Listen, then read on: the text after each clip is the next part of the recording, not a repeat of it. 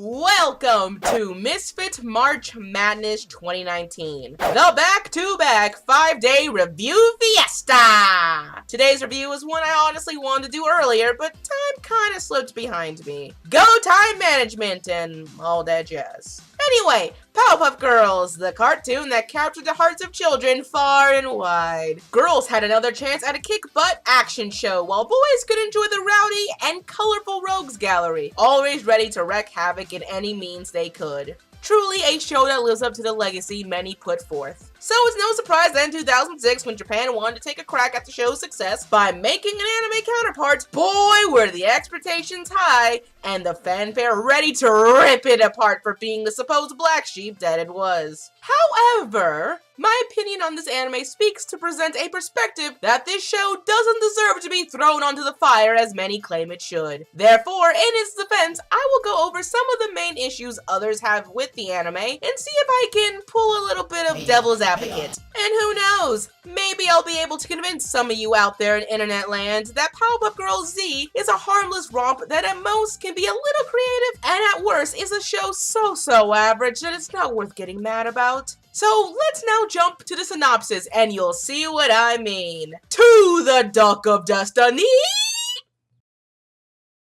In the city of New Townsville! Yes, it's called New Townsville. Quite the bugger of a name, don't you think? Professor Utonium and his son, Ken, are studying the strange Chemical X. When the unthinkable happens as a mochi cake falls into the formula, changing its compounds into something new.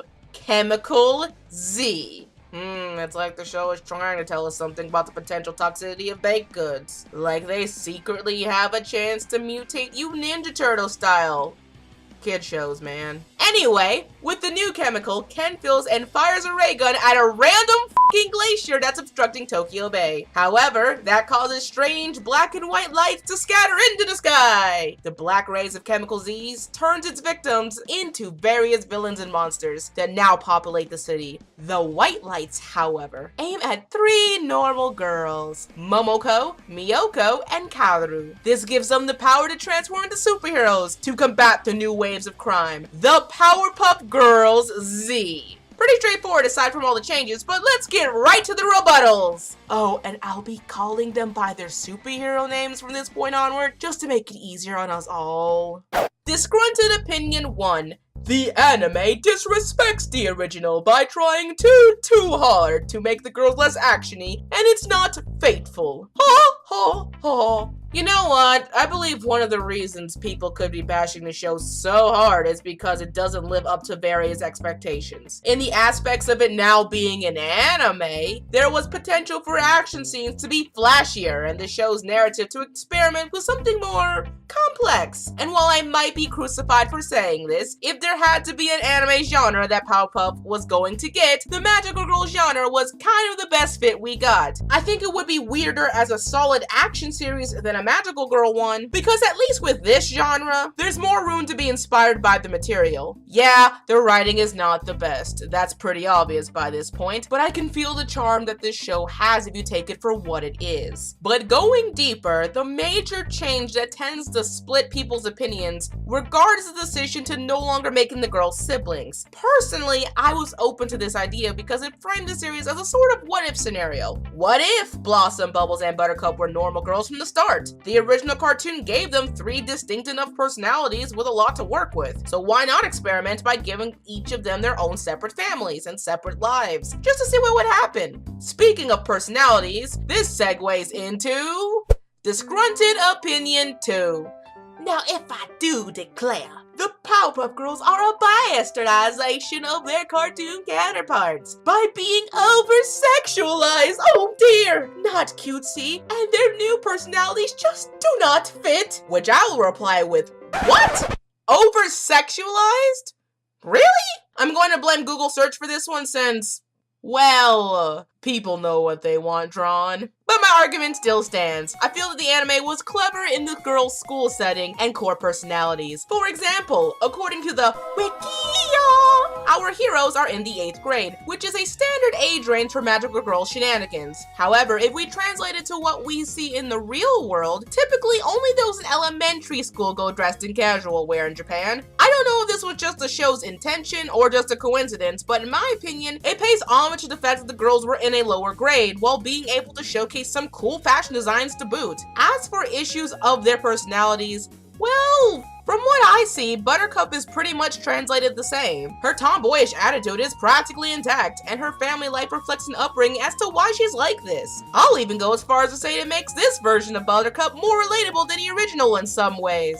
While Bubbles, I can say, has a similar treatment to detail, but the choices for her are much subtler. I feel like her design took inspiration from the original's delicate persona, as this Bubbles has a much more refined air to her. But it never felt out of character to me, so I can see the connections. As for why she's the responsible, popular, and studious one, I think it also pays homage to the original series, where Bubbles always came off to me as more than what she appeared. All they had to do left was sprinkle some of that magical girl spice into her and voila! But if we must talk about anyone making the biggest magical girl transformation, then it's Blossom. It's true that most people have a problem with Blossom not being the super genius and forging the guise of a plucky, comic book loving boys crazy girl who doesn't like taking tests. At first, I too was in the Blossom hate camp, for I couldn't figure out why they didn't just preserve the smarts in her. But then once I thought outwardly in the perspective of the magical girl genre, Blossom's character makes the most sense out of the three. She reminds me of Usagi from Sailor Moon because she tends to also be boy crazy, fun-loving, hyper, and they were both the centers of their magical girl troupe. Though Z never really emphasizes that she is the leader, well, besides a few Easter eggs, but rather let the power of the anime speak for itself. As for the opinion that she has nothing in common with the original Blossom, I would also have to disagree with, for they do both share a sense of justice, just not in the America way that we might tend to perceive it as. Simply, it's just for the sake of the genre, if that makes any sense. But no matter, let's move on to the next breakable opinion.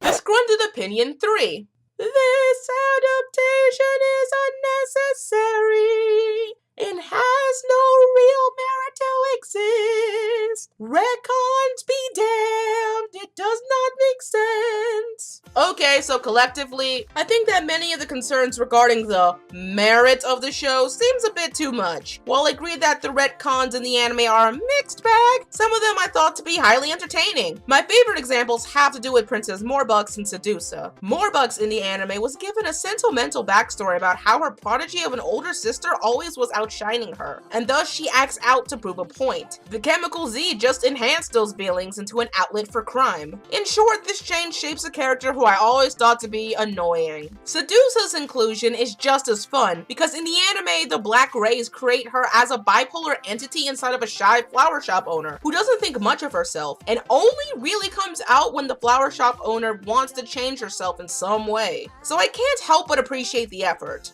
On the flip side, we have questionable changes like the professor's wife not being in the show. I mean, I get it. With the Powerpuff Girls living normal lives unrelated to the professor, they gave him a family as a narrative reason for not using the chemicals to produce children, even if his son seems to be a byproduct of some horrible accident. So why not go the full yard with it by having the wife present? It's just weird to me, man.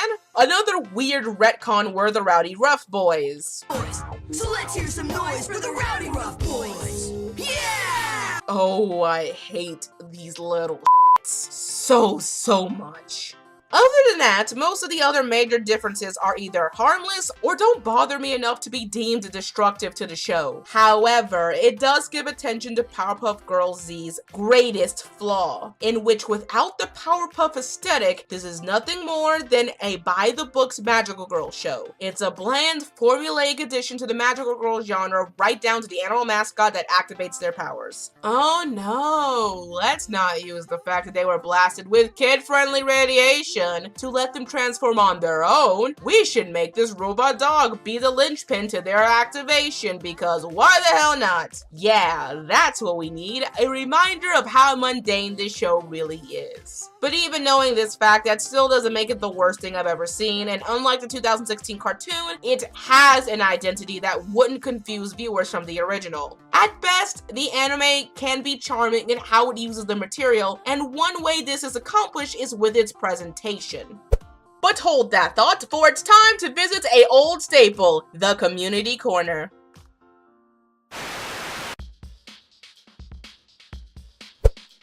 And now it's time for another fun-filled segment of Community Corner, the time where I highlight other outlets in the anime community in hopes that other people will have a look-see. Today's spotlight is courtesy of my past trip to SeishunCon, and I gotta say that sometimes you find the most interesting, wildest things right at home. Danzu Dash is an animal-themed American Idol cover group that performs at various anime conventions in their cute custom outfits and genuine smiles. When they aren't on stage, they happily volunteer at animal shelters year-round, conducting interviews with the everyday heroes that run animal organizations in order to educate their fans about the care of animals and what we can do to help. If you love animals, idols, and the efforts to give back to the community, then why not check out Danzu Dash on Twitter, Facebook, and YouTube, and become a fellow zookeeper today. Now if you know of any other creative outlets in this world of anime, comment about them down below or at Shannen on Twitter with the hashtag Community Corner and tell me all about it. In this time where community is more important than ever, while I may be one girl on the internet, I will always try my best.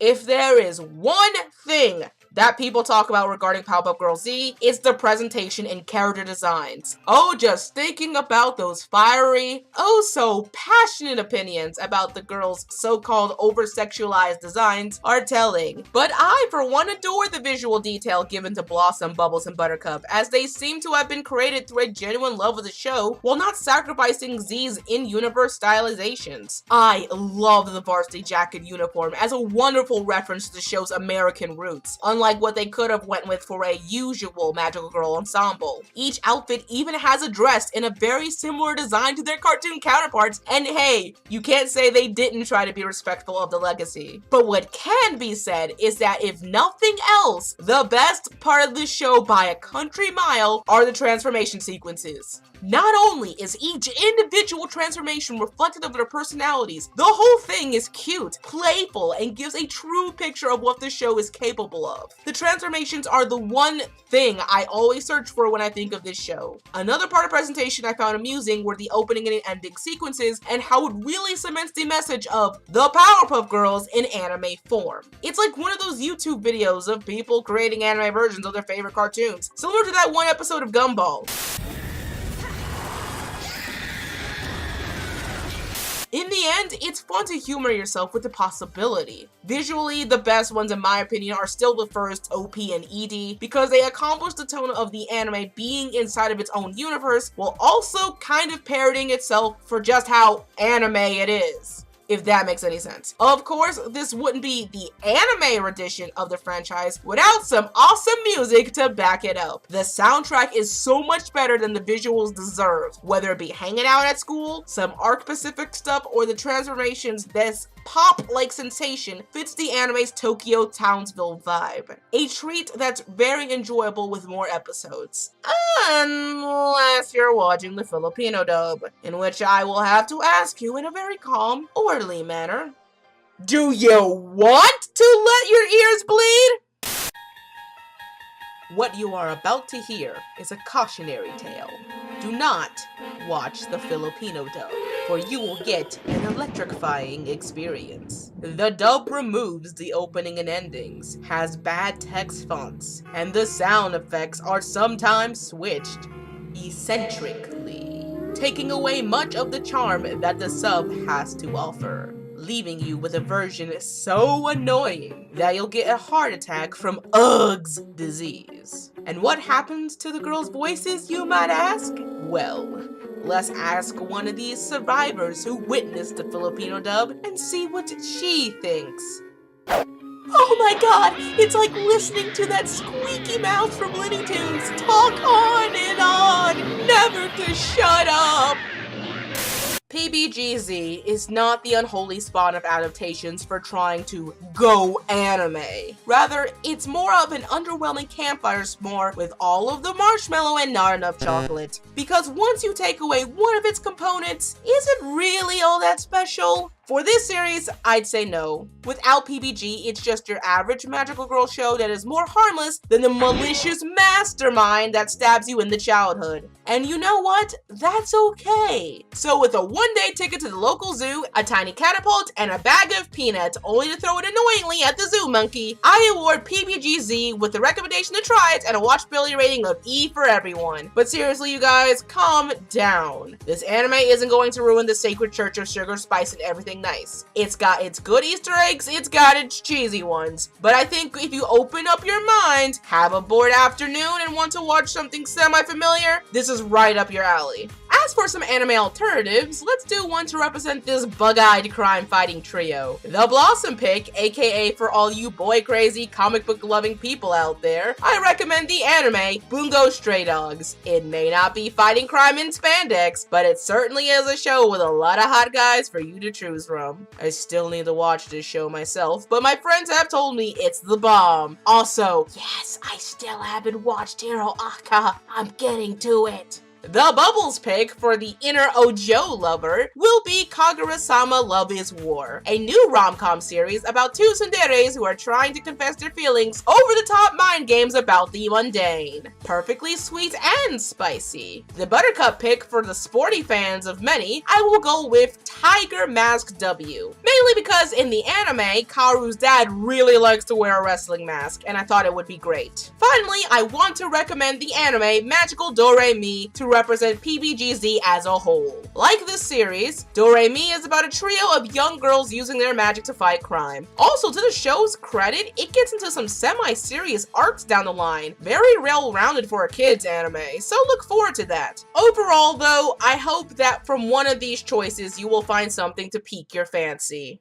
One review down, 4 left to go in our weekly marathon of reviewing goodness. My goal is to make Misfit March Madness a little more successful from last year, so I'm trying my best to listen to your feedback on how I can pick the anime next time around, or if I should start going with some themes. Though I do have a little challenge I want to propose. Starting now until the final review on Friday, anyone who comments on any one of the reviews will be placed in a random drawing, and the following Monday I will pick 5 winners to give me personal requests for reviews or discussion videos to do. As a bonus, if the channel gets 20 more subscribers by Monday, I will pull out 5 more people. For everything else, if you like my content and want to watch even more of it, consider subscribing to the Anime Misfit today, where beer is made of mango juice and mango juice is alcohol. Drink moderately, folks. You can, of course, follow anything I'm doing on my social media, and if you are feeling generous and want to help this girl become a solid stamp into the AniTuber ethos, then maybe do the optional gesture of supporting me on Patreon or Ko-fi.